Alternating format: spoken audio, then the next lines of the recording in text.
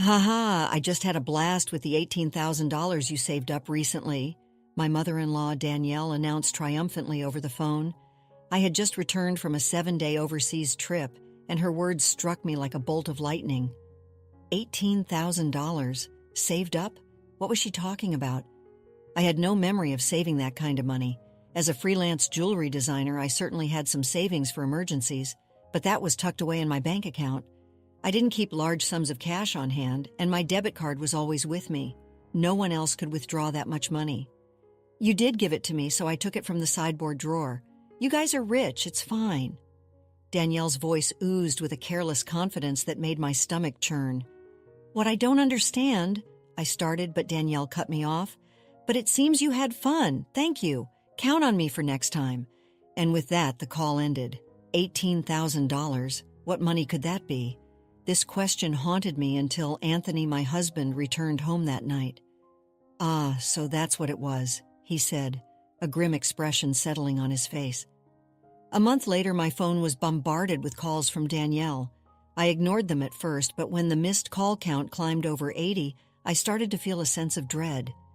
It's baffling, but it's her fault, I muttered to myself as my phone buzzed again with Danielle's name flashing across the screen. I was tempted to ignore it, but her persistence wore me down. I answered, my voice laced with irritation. Hey, what do you think you're doing? Danielle's shrill voice pierced through the phone's speaker. What does she mean? She's reaping what she sowed. My name is Lauren. I'm a 31-year-old freelance jewelry designer. I long to have children, but my work keeps me incredibly busy.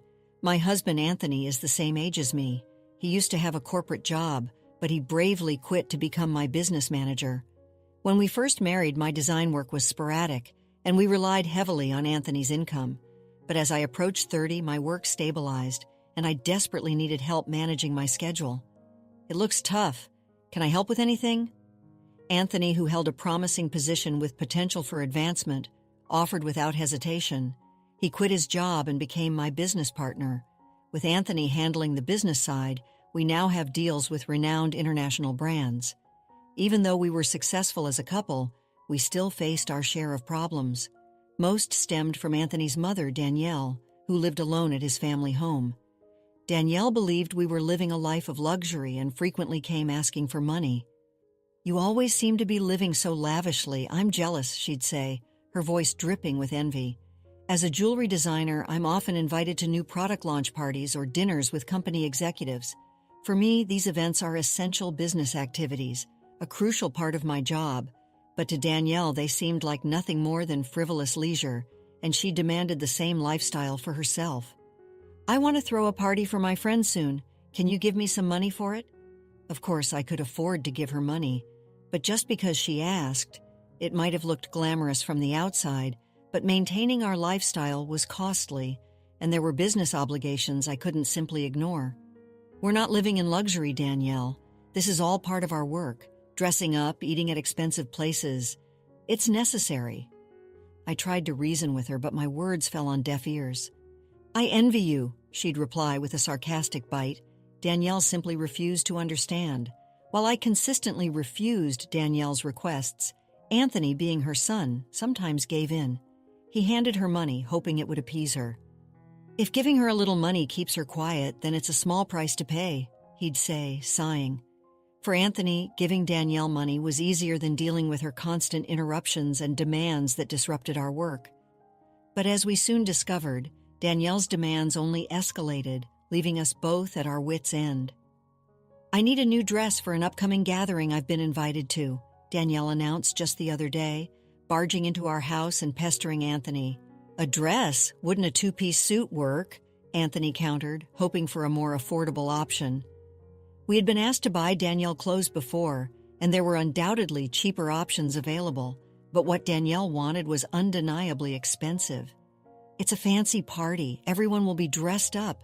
I can't be the only one in old clothes, Danielle argued, her voice rising in a dramatic crescendo. I think proper attire, old or new, shouldn't matter, I interjected, trying to reason with her. Oh, speaking of dresses, I need a matching bag too, so I'm counting on you for that. And with that, Danielle flounced out, leaving Anthony and me to deal with the financial fallout. Anthony had set up a credit card in Danielle's name because of her frequent requests for money. He had urged her to use it for her expenses. At first, she overspent and received warnings from Anthony, but she showed no sign of changing her ways. Anthony asked her to at least inform us before making large purchases, so she begrudgingly began to tell us what she intended to buy. "I found this beautiful ring and just had to buy it. Sorry for the after-the-fact notice," she'd say casually, and the bill that arrived later would be astronomical. "If you're going to spend like this, can you return the card? We can't afford to pay for it all." Anthony tried to reason with her, but his words bounced off her like rubber bullets. The card may have been in Danielle's name, but Anthony was footing the bill. Danielle seemed to operate under the delusion that a credit card was a bottomless well of magic money. "A credit card isn't a magic money dispenser, Danielle. What you spend must be paid for." Despite Anthony's attempts to explain the concept of responsible credit card use, Danielle continued to use the card recklessly. "What the heck? I couldn't pay for my shopping the other day." She stormed in one afternoon, her face contorted with anger. "We're struggling with the payments because of your overspending, so we've lowered your monthly limit. It's still enough, right?" Anthony said, his voice tight with frustration. "Just because you say that, you two are still dressing up and going to fancy places. How is what I'm doing any different?" Danielle retorted, her eyes blazing with defiance. "That's part of our job, Danielle." I tried to explain, but Danielle was having none of it. "If that's a job, then what I'm doing isn't any different. It's unfair that only you two get to have all the fun," she spat, storming out of the house in a huff. The product launches and parties we attended often took place in luxury hotel event halls or restaurants, but our attendance was purely for work purposes. To Danielle, it seemed like we were just indulging in a life of extravagance and amusement. Ever since Anthony put a limit on her credit card spending, Danielle seemed to have quieted down, at least for a little while. She occasionally came to our house to complain about something to Anthony, but for the most part, life went on without any major issues. As the end of the year approached, however, there was a significant change in my work. A foreign brand manufacturer approached me with a proposal to expand our business dealings by moving our base overseas. I was ecstatic. If this worked out, I could finally join the ranks of top-tier designers. "It's a chance we have to take, right? Opportunities like this are rare," Anthony agreed, sharing my excitement, but a nagging worry gnawed at me. "I'm worried about Mom. She might even say she wants to come with us." Given Danielle's past behavior, it was a very real and very daunting concern. "It would be wonderful to live overseas. I want to come too." We told Danielle about our plans that weekend, and as we predicted, her response was immediate and enthusiastic. "We're going there for work. It's not going to be a leisurely life," Anthony explained patiently, trying to temper her expectations. But Danielle was not easily dissuaded. "You're trying to trick me. You plan to live even more lavishly there without me watching." "We're not moving there permanently. We'll come back after our work settles down overseas," Anthony insisted, his patience wearing thin. "Aren't you exhausted by this circular argument?" I whispered to Anthony, my shoulders slumping with defeat. We were both utterly drained from trying to reason with Danielle. "Okay, we can't take you with us, but how about we pay for a week-long trip for you instead?" Anthony offered, worn down from trying to convince her. "Really, are you sure?" Danielle's face lit up, her earlier indignation forgotten.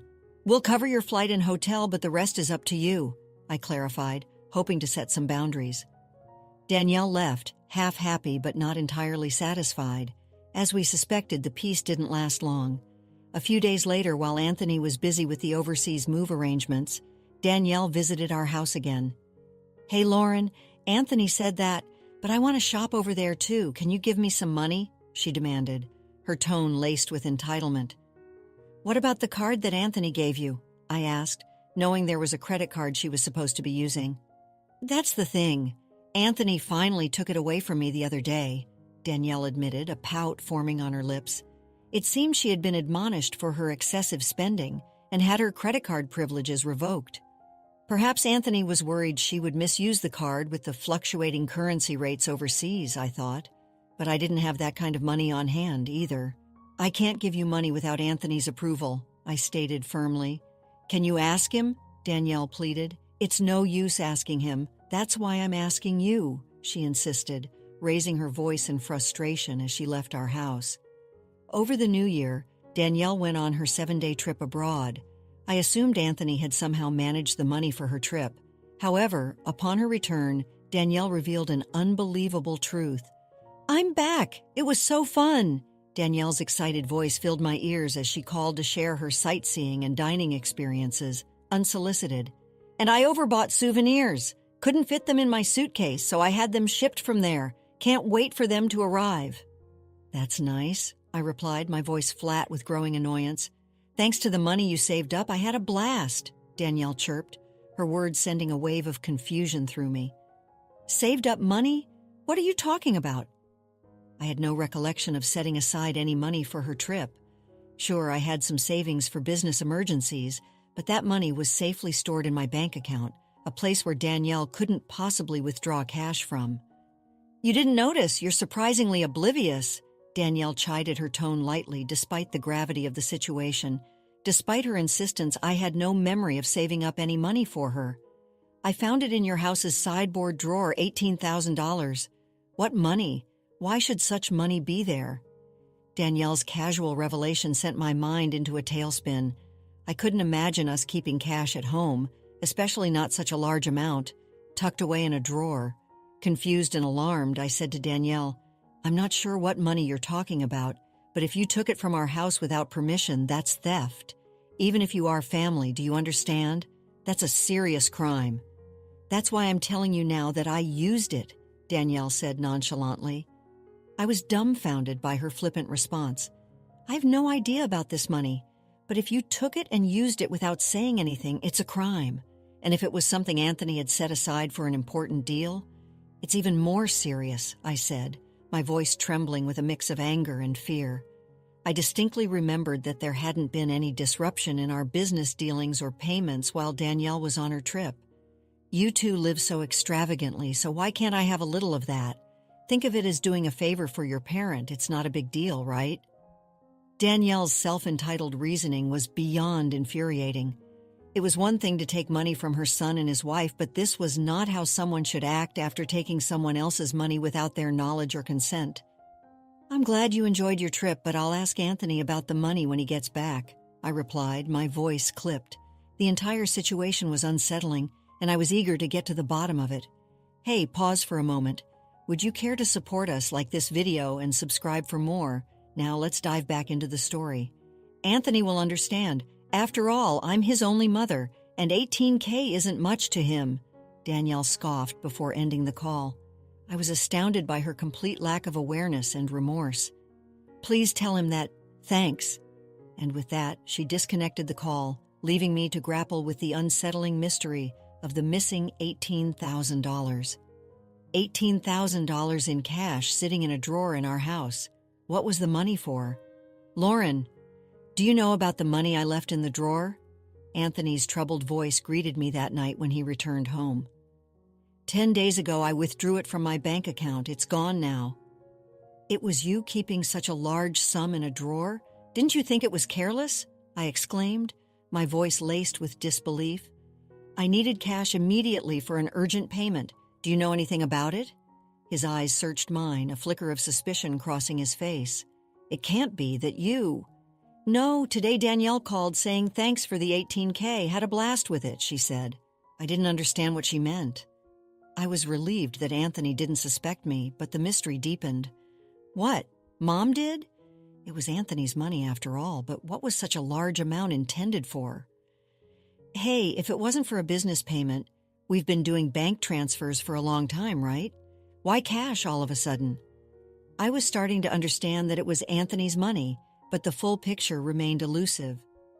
"So, Mom took it without saying anything. Then it's her fault," Anthony said, his voice a mixture of anger and resignation.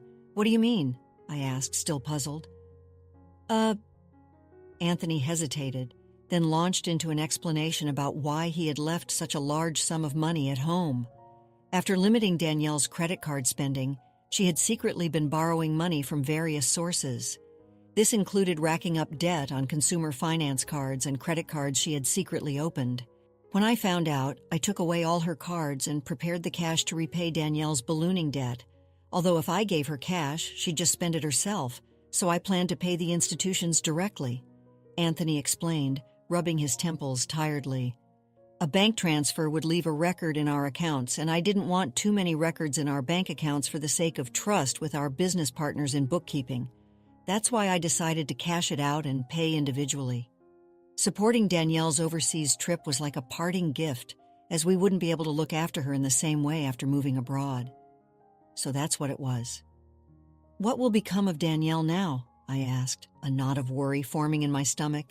Debt collection notices and payment demands will probably start coming soon, but since she spent the money herself, there's nothing we can do, Anthony said nonchalantly. A month passed. Why aren't you answering my calls? Danielle's voice was almost a sob. It was jarring to hear her normally confident tone replaced by desperation. I'm sorry, I've been busy with moving preparations. What's wrong? I tried to calm myself down and listen to what Danielle had to say. It was time to hear her side of the story. It's not just what's wrong. They're asking for money and payments almost every day. It's too much, she cried, her voice cracking. What, Anthony? You contacted him, right? He seems to be blocking my calls. I can't get through to him at all. Lauren, you're my only hope now. Please help me. I was surprised that Anthony would take such a drastic step with his mother. If he had paid off Danielle's debts with the money he had prepared, this situation wouldn't have happened. It seemed Danielle was now inundated with collection letters from finance companies and consumer lenders. The collection calls were relentless, and she appeared helpless and overwhelmed. I had never witnessed such a scene before. It was something I thought only happened in television dramas. I'll mention it to Anthony, but I can't say what he'll do, I said, unsure how to handle the situation. A mother in trouble. A son must help, right? Please ask him for me, okay? And with that plea, the call ended. We needed funds for our business expansion overseas, and we couldn't afford to keep bailing Danielle out. Besides, it was her fault for using the money Anthony had prepared to pay off her debts for a lavish trip instead. She had left herself no room for excuses. She called you? Just ignore it. I told Anthony about the call after he returned home that night, looking weary from the day's work. I had planned to sort things out before we left, but she wasted the opportunity herself. He dismissed Danielle's plight coldly. He was right. The money was originally intended to clear her debts, and she squandered it on a luxurious trip. Despite continued calls from Danielle, I finally gave in and blocked her number, just like Anthony had done. A part of me felt sorry for her, being Anthony's mother and all, but there was nothing I could do if Anthony had decided to cut her off. Meanwhile, the day of our move overseas was fast approaching. I had to finish packing. As I looked around our still cluttered room, a wave of sadness washed over me. Danielle had ended up selling her house to try to pay off her debts. In addition to the $18,000 that Anthony had set aside to repay her initial debts, she seemed to have hidden more. The total amount was so large that even after selling her land and house, she couldn't pay it all off. The final balance was unimaginable. Our family home is gone. Are you okay with that? Anthony asked, his voice heavy with emotion. How can I be okay? But there's nothing we can do, I replied, my heart aching for him. Anthony looked genuinely sad. Losing the house where one grew up must feel like an immense loss. Having lost my parents' house early on in life, I understood the profound loneliness of losing a family home. But unlike me, Anthony lost his place to return to because of his loving mother. I couldn't even begin to imagine how that felt. Danielle was now living in a cheap apartment, struggling to repay the remaining debts with a part-time job. At her age, finding work must have been incredibly difficult. I felt a pang of sympathy for her. However, the consequences of her reckless spending led to this. She had no one to blame but herself. Even for the elderly, there must be consequences for their actions. My business was flourishing overseas. The move had brought a surge of inquiries from other brands, and I was getting offers from unexpected places, opportunities I couldn't have imagined back home. It was all Let's conclude the story. Very exciting. My designs were gaining international recognition, and I was finally achieving the success I had always dreamed of. I was grateful for Anthony's unwavering support and the opportunities that our move overseas had brought. But the shadow of Danielle's situation lingered in the back of my mind. Despite her reckless actions and the strain she had put on our relationship, I couldn't help but feel a twinge of sadness for her. She was alone, struggling to make ends meet and estranged from her only son. The family home, a place filled with memories and history, was gone. Anthony remained resolute in his decision to cut ties with his mother. He believed she had made her bed and now had to lie in it. He couldn't forgive her for her financial recklessness and the betrayal he felt when she took the money he had set aside to help her. I understood Anthony's anger and frustration. Danielle's actions had consequences, and she was responsible for the predicament she found herself in. But I also recognized the complex emotions that come with family ties, the deep-seated love and obligation that can be difficult to sever completely. As my career continued to soar, I found myself grappling with a moral dilemma. Could I truly enjoy my success knowing that Danielle was struggling? Was it possible to separate my personal feelings from the business decisions we had made? The questions lingered unresolved. I had achieved my dreams, but the cost felt heavier than I had anticipated. The story of Danielle, Anthony, and me is a reminder that even in the pursuit of success and happiness, there are often complicated emotions and difficult choices to navigate. Family relationships, for better or worse, have a way of shaping our lives in profound and lasting ways. After experiencing the full journey of our story, we'd love to hear your thoughts. How did the story resonate with you? Don't forget to like, subscribe, and stay blessed. Thank you for watching, and see you in the next story.